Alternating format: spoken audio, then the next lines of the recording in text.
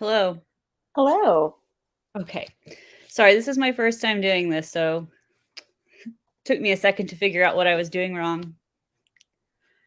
I'm Kristen. I'm Hi, the Director of Kristen. Operations at Comic Book Curious. And you are I'm Katie Pride. I'm the owner at Books with Pictures in Portland. awesome. How's your day going? It's never dull. There's water in the basement, and the shipment's late, and it's a Tuesday. Sounds like a wonderful start for a day. It's all good. So, I just have a list of questions for you, if that is okay. Sure thing. All right. So, I wanted to know, how long have you been into comics? Oh, Like, did you start when you were a child, or was it later? yeah. So I wasn't a little kid comics reader. I had a few comics that were like around in my house, but my town didn't have a real um, didn't have a comic shop that was kid friendly. And my first comic that I was pretty serious about was Sandman, because I was that sort of goth teen. And my mom actually had a few copies, a few trades of Sandman, sort of right when it was finishing up, squirreled away in her library. That I was used to rating for adult content, and so while rating my mom's library for adult content, I found Sandman and sort of snuck read them. But I worked in a bookstore at the time, and it was the '90s, so it was this sort of period where trades were starting to be a thing. My bookstore had one staff member who was really serious about comics, and he was always like negotiating with the owner about whether we were going to have a diamond account or not, and whether we were going to have single issues in the store or not. It was a little independent bookstore. Was one of my high school jobs. And so, he was an exposure to comics when I was a teenager. And then in college, I found other Vertigo stuff. Transmetropolitan was super duper my jam. And also, again, with the adult content, it was a time. But Colleen Coover's Small Favors was like super important to me in the early aughts, which is a sort of smutty lesbian comic that was like, oh, it's so good. I still love it. Although Colleen is now a friend, and the first time I met her in person, I about died. Like, your porn is a big deal for me. So yeah.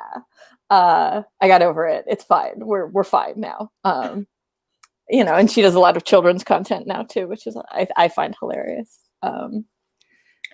So yeah, but it was always off and on. Basically, like the times in my life where comics were very available to me, I read comics, and when it was harder, or like when I was in college, there wasn't really a comic book store that felt welcoming or nice. And so I pretty much read the comics that were in the library, and then sort of, decided to spend my nerd time on other things, and played a lot of role-playing games and did other things with my time that weren't reading comics. And likewise, when I was in grad school, I just didn't really have a comic book home until I moved to Portland. So, yeah. That makes sense. What is your degree in, if you don't mind me asking? My undergrad degree is in history, and my master's is in the history of science. Oh, nice. And I was actually working on a PhD in science and technology studies that I will never finish. But if you ever want to see a couple chapters of my dissertation, they're there in the world. Yes, I can completely commiserate. I had plans to go on and get my PhD, and then I was like, you know what? I'm good. What were you working on? Oh, literature, English. Sure. Mm-hmm. So my business partner in Eugene actually has a doctorate in literature. That's a comic studies dissertation. So it yeah. sounds a lot more fun. Like, maybe I would have kept on if I had studied graphic novels and comics. It's there for you. You can go back anytime and grind yourself into a graduate student paste. It's available. I think I'll stick with what I'm doing now. But yeah, I actually, my business partner, Andrea, so I have a second store in Eugene, which is actually where I went to college. And so it felt very good to like put a store there that was the kind of store that I wanted when I was in college, but I didn't have.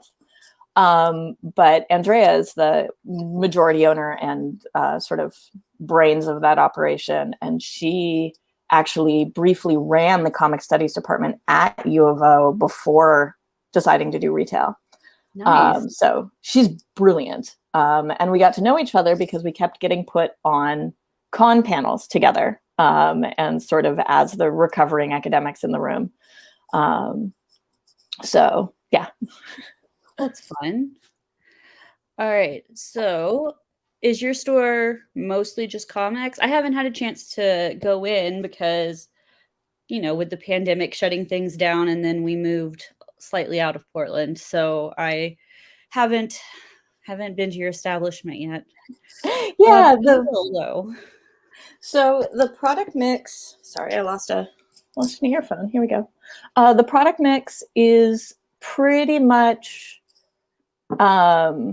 sort of 70% graphic novels, like books with spines, 25% single issue comics, almost all new stuff, and then like 5% other stuff, merch, magnets, stickers. We've got a really good set of patches in right now, but that sort of thing. Right. We have a substantial kids section. About a third of what we do is kids books. Young adult graphic novels are fantastic right now. Middle grade market is some of my favorite stuff is actually coming out for middle grade right now. And then we don't have a huge back issue section, but we have little curated back issue sections. So my very best friend is Douglas Wolk. He's a comics critic. He's written for Rolling Stone, New York Times, and his current book project comes out in 2 weeks, which is wild, because he's been working on it as long as I've run this store. And in any case, he curates my back issue selection with, that feeling when you're going through a back issue bin and that there's some cool stuff in there, but mostly it's garbage, and you just don't necessarily have the context to be like, which of these things is fascinating and which one of these things is garbage. He is the guy who sort of has the brain, he has the mental space to be able to flip through a bin and be like, oh, look, hey, it's that one that Grant Morrison did a one-shot for, but he never worked on that title again before or since. And like, I want that. It's not a high-value comic. It's not a collector's comic. It's just like, well, I've read all of Grant Morrison's other stuff, but I haven't read their one-shot on whatever. I want that. And so Douglas pulls those out for me. And they're all like, a lot of them are pretty beat up. They're definitely readers' copies. They're not collectors' copies. And they're all priced at $3. And they always have a Post-it note scribbled on the front that explains what's cool about them. So you don't need to know. You can check. Douglas will tell you. He's very funny. So that's very fun. But other than that, we don't do old back issues. We do new comics. We do graphic novels. We do some comic studies like academic books. We do some art books, but mostly it's comics and graphic novels. I'm taking notes while doing this. So. All right. So I assume that you do carry indie comics as well. Yeah, for sure. Do you have a large selection, or is it pretty small? I mean, I'm just guessing since it's Portland, there's seems to be a decent indie comic scene here. Well, I mean, I would say like we have a large, comparatively large, right, corner that's zines and self-published stuff and very small presses. It's where things like Silver Sprocket out of San Francisco goes, and definitely lots and lots of self-published things. But in terms of sort of, comics outside of the big two or big three, things from presses like Oni, which is based here in Portland, or Titan, which is from the UK, or Ahoy, some of these smaller presses that are coming out. Those we pretty much consider just part of our comic selection, and we definitely get books from all of those. All in all, off the top of my head, probably about 20 or 25 comics publishers that we are like regularly placing orders with. So quite a lot. One of my favorite recent smaller presses is Vault Comics, and they're coming up or just had, I guess, their 4th anniversary. But they are a genre-specific publisher. They publish sci-fi, fantasy, horror. That's it. And they're based out of, I want to say, Idaho, and a family business. They're run by 2 brothers and like their squad, and they are consistently so good, so talented. So yeah, lots of both self-published stuff and smaller press stuff. Absolutely. Nice. All right. Speaking specifically about your shop, what is something special that you would want people to know about your store? Like something that makes your store unique?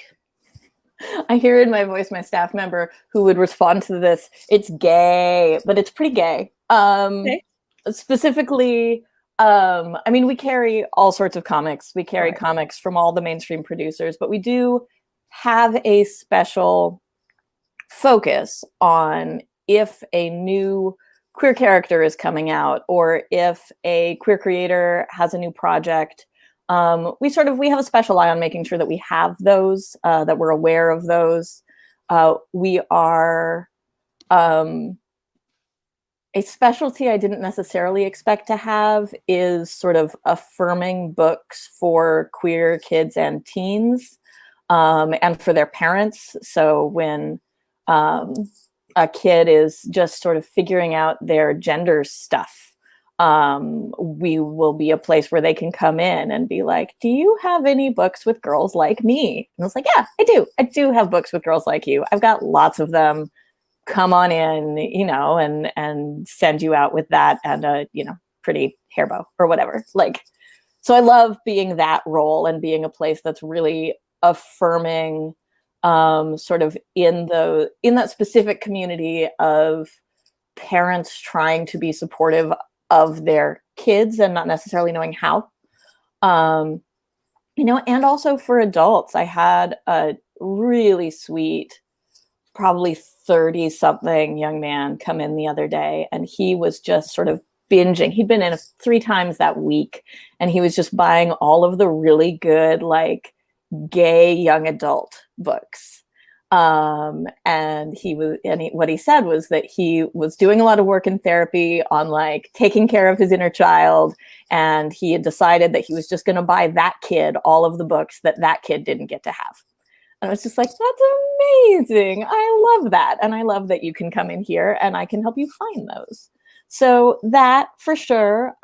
We also more broadly try to be very aware of sort of race representation on our shelves, make sure that we are being supportive of Black creators, especially if they're working, in smaller presses where maybe they don't have that marketing support that they'd otherwise have.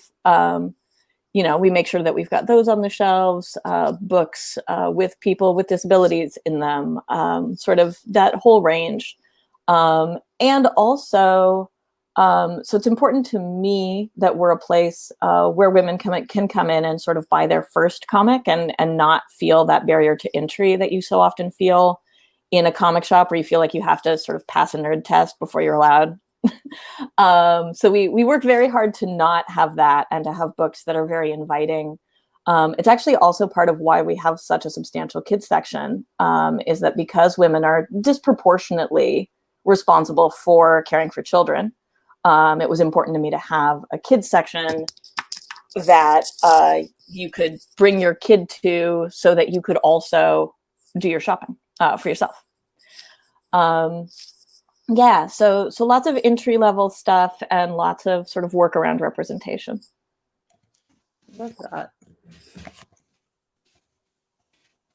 At the the contest that Nate held at the book pub, my son Max won a couple of gift certificates to your shop, and he is so excited about coming in. He's like, we haven't been to a bookstore in like a year since COVID. I'm like, I know, sweetheart. I'm like, it'll be fun. So he's thinking about what he wants. Excellent. How old is Max? He's 5. Nice. So, and he really likes Spider-Man. So I have a feeling that he will be looking for that somewhere. We definitely have Spider-Man for 5-year-olds. Okay. Has he reached the Dogman phase yet? No. So Dogman is your next thing. It is lots of kids' first book right now. It's actually last year was the best-selling comic book in the country. You know, it wasn't Spider-Man, it wasn't Batman, it was Dogman. Yeah, they're very cute. They're very readable. They are technically in the Captain Underpants expanded universe. Okay. And there are, God, 9 of them now, 10 of them now. So many Dogmans. Nice series to have then. Yeah. So once you get hooked on the Dogman, and they're full of literary puns, which I do support. They're very, very funny. Sounds great. All right. If you were stuck on a deserted island, what is the one comic or graphic novel? It can be like an omnibus or a single issue. I have to give people that because I don't think I could pick one. That you would want to have with you. So I actually know this. This has been a firm answer for a while now, and it is either one, probably the second one, of the big Love and Rockets Locust hardcovers, the Maggie and Hopi stories collections.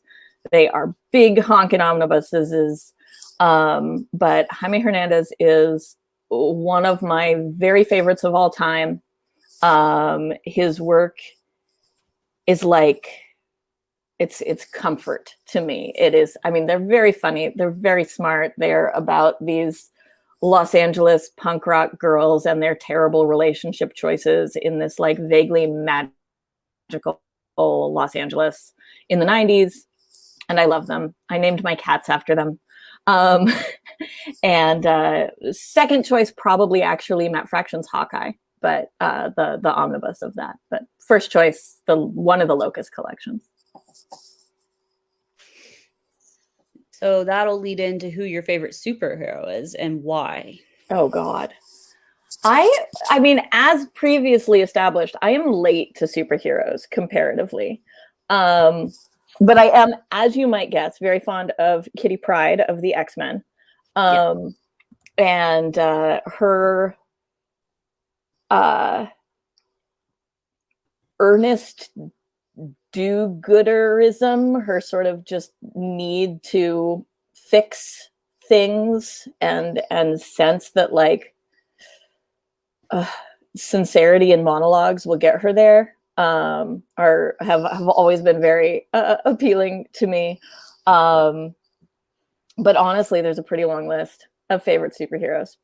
I'm also very, very into Singularity, who is a Marvel Pocket Universe teenager who first showed up in the Secret Wars spin-off A-Force. And I would like to see more of her, please, Marvel, if you're listening. Yeah,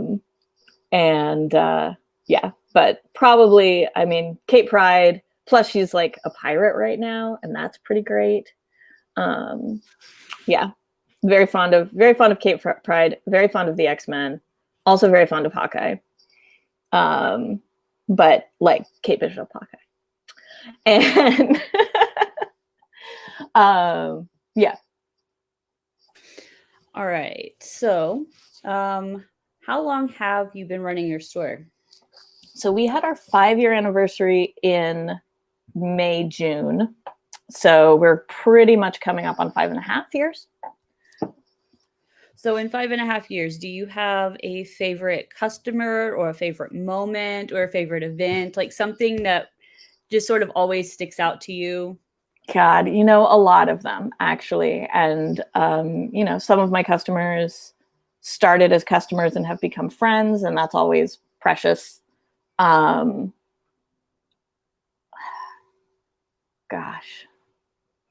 we've done some very good costume party events that I'm just a real sucker for a good costume party event, including a sort of 1950s themed launch party for Mark Russell's Snagglepuss Chronicles, which was just, everybody looked so good. And it's such a good, tragic pink cat book.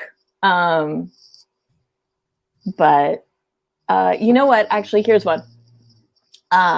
My first customer who became a friend was my friend Jamie. And Jamie literally sort of walked into the shop while I was doing my first inventory of the books on the shelves. Like, we weren't open yet. I still had paper on my windows, but I hadn't locked the door. And so this guy sticks his head in and is like, "What are you doing in here?" And I was like, "It's going to be a comic store." And he says, "But my whole life is comics." And he was not lying. He's a giant comic book fan who just happened to be walking to work and stuck his head in my door. And he was like, "Well, I've got a light day. Can I come back and help you out?" And I was like, "I would love that." So random stranger man goes in and does his like hour worth of work and comes back and helps me with inventory. And we're talking, we get to know each other. And one of the things I learned about Jamie is that his wife is really pregnant, like really pregnant. And the week that I was opening, Jamie, like soft open, I don't even think I had a proper like cash register yet.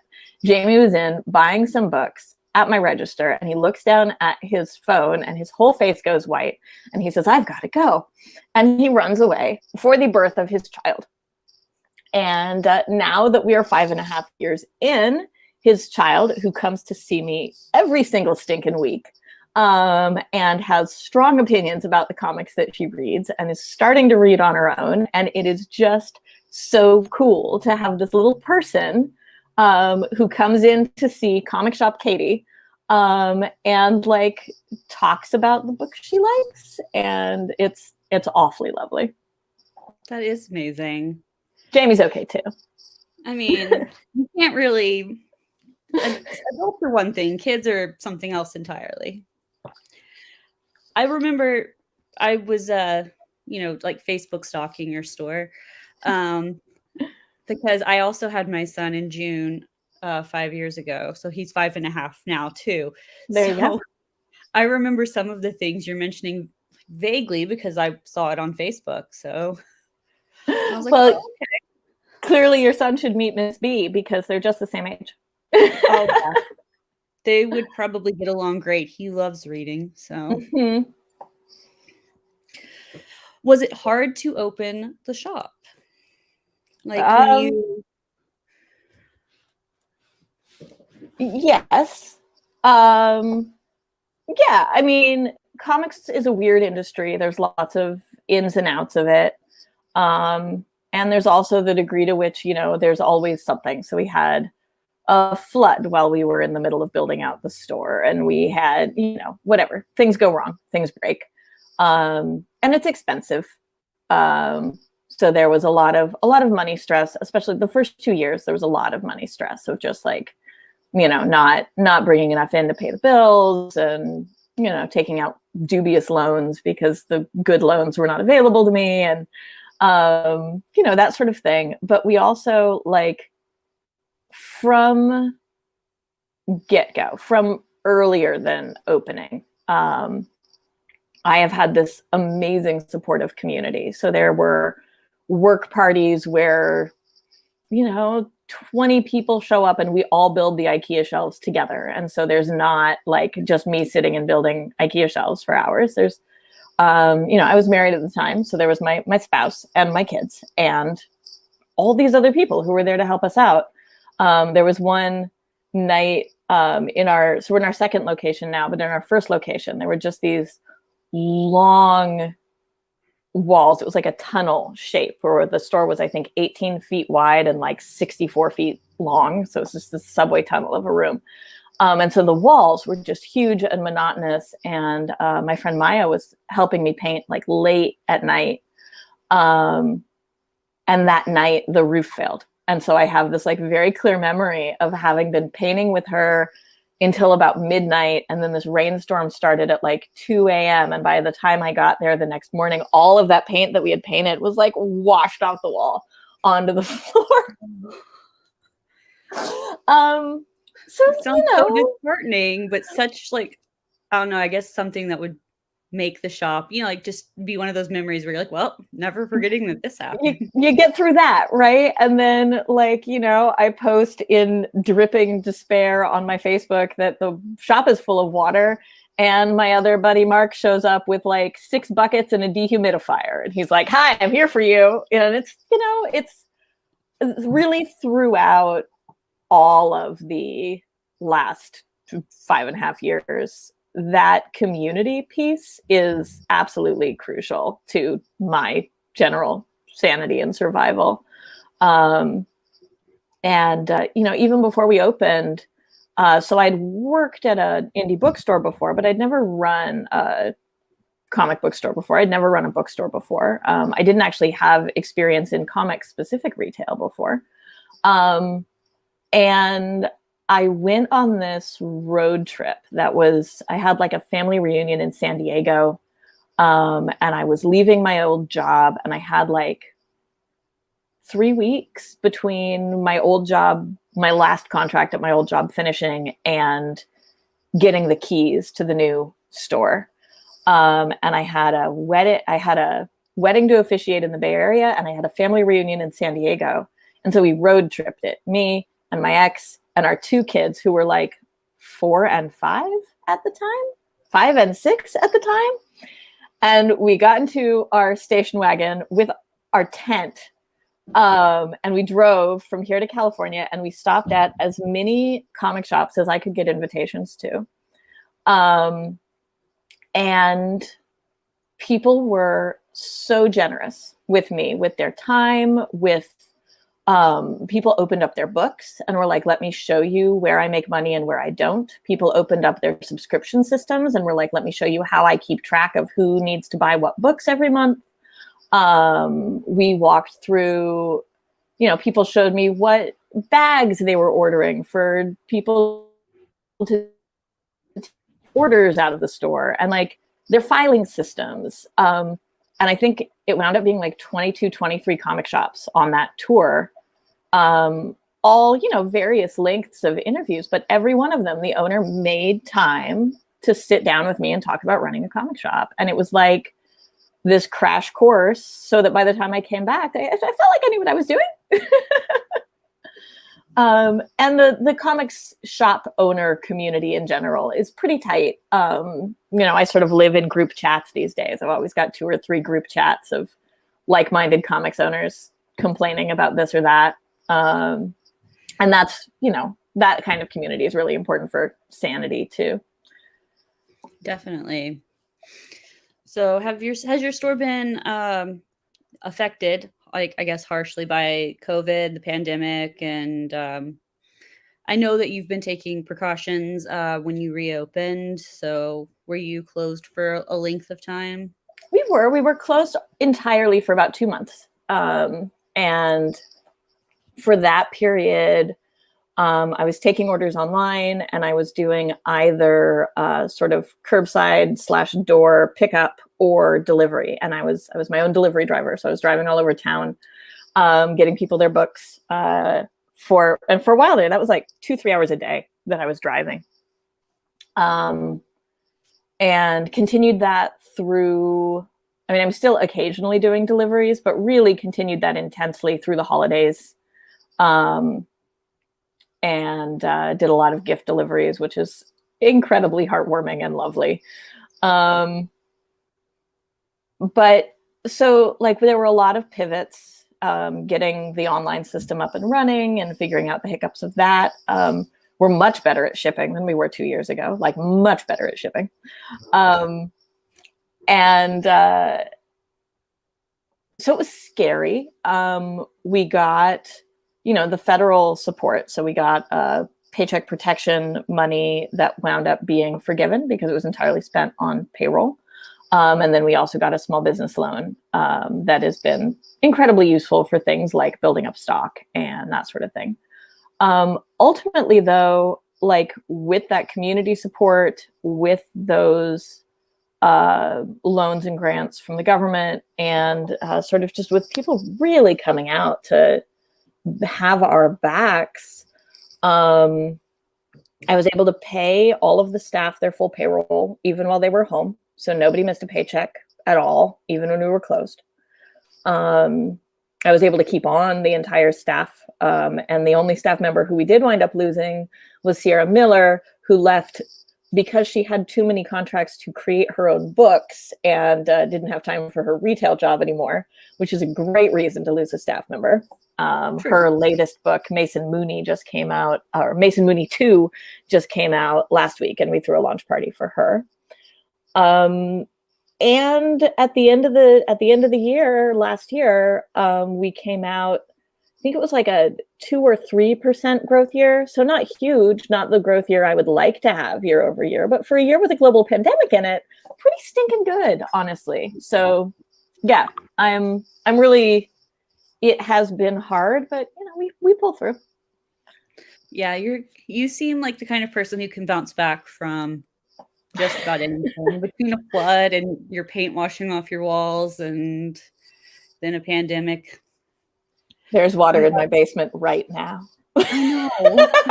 I mean, we were doing some electrical and plumbing last week, and there was a patch of asphalt that got torn up, and it appears that not all of the asphalt patching got done that needed to get done, and there was record rainfall yesterday, as you know. So I need to wait for it to dry, and then I need to do some cold patch on the asphalt, and then it'll be fine. Thank you. I'm glad you took time from your wet basement. Like, I can't do anything until it dries. You're like, well, this is perfect. We'll just sit here and talk about the shop. It's all good. You know, I love talking about the shop. It's my favorite job I've ever had. It's definitely not the most lucrative job I've ever had, but it's my favorite job I've ever had. That's good. I think it's important that everyone do something that they're passionate about. So, I mean, I know not everyone can, but no. It's very fulfilling. Yeah. What else is on your list?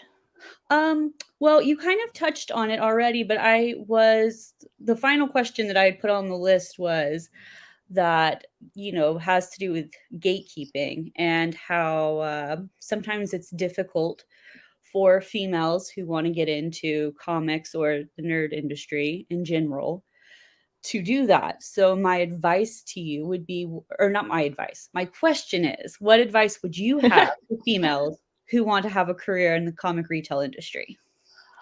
I mean, the first thing really, if you can, is to build a community of other women. I think one of the, you know, and this is real talk, I think one of the most vulnerable things that a woman can be in this industry is eager to do the work and without a community of people to keep her out of trouble. Because this industry has a lot of whisper networks and a lot of missing stairs.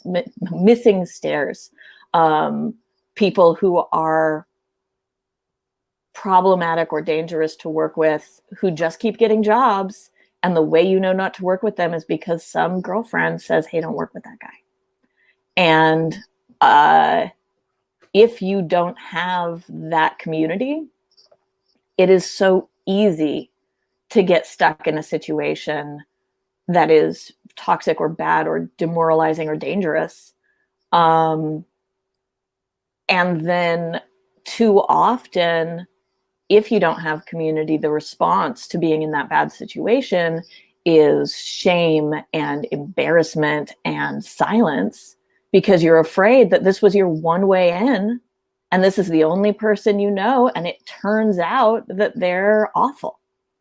So I think that building that community and finding those sort of kindred spirits who will have your back, who can help you navigate the incredibly obscure, excessively difficult structures of getting work in this industry. I think that's really key, is to make sure that you have people you trust, and that some of those people you trust are women, because I do think one of the very frustrating things around abusers and grooming and all of that stuff is that a lot of those bad behaviors, people are very good at only showing to the people they intend to victimize and being absolutely fantastic friends to everybody else in their life. And so if all of your friends in the industry are men, which is easy to do because there's a lot of men in this industry, they may all tell you that this person who is driving you out of your mind with their gaslighting, toxic bullshit is fine and has always been nice to me, because they have. So yeah, my first answer is always community and making sure you have your people and finding the ways to make those relationships, both because that's how people get jobs and because that's how you stay safe or safer. Definitely. Well, I really appreciate your time. Have fun. No, this has been really great. This is my first time interviewing someone for the camera. So I did my makeup and my son was like, Mom, what are you doing? And I was like, I don't want to look washed out because I'm recording this. And he goes, but you don't look like you. Oh, I'm like, okay, well, thanks, but that's not what I wanted to hear. I love a red lip myself, and my son hates red lipstick on me and tells me about it every time. Of course, it doesn't matter now because we're always in masks, but but no, I don't ever wear makeup, and he does. He loves putting on makeup with his aunts, and he's like, well, why don't you put on some more? He's like, why don't you? I said, I don't want to look washed out. I don't think I want to wear tons of makeup. I'm sitting in my home. I'm not going anywhere. This is my office. So, well, it was really nice to meet you. Thank you. It was nice meeting you. I do look forward to taking him into the shop, you know, being safe though. So I try not to take him out to places right now. So. Yeah. But we will if you come in on I was just going to say, if you come in on like a weekday morning, we open at 10 and it is dead. So if you wanted to come out weekday mornings or weekday evenings, like after 5, both of those are pretty safe for just not, I mean, the store does not get crowded in general, but weekdays before noon and after 5 are super reliable for just not having anyone around. Awesome. That sounds amazing. And is there anything else you want to say about your shop before we... No, I mean, come find us on Southeast Division. It's 1401 Southeast Division in Portland, Oregon. You can also find us downtown in Eugene, Oregon. And our website is bookswithpictures.com. All right. I'm going to do a write-up over this, and it'll be on the website as well. So hopefully you'll get lots of new customers. I hope so. Thank you. Thank you. Bye-bye. Bye.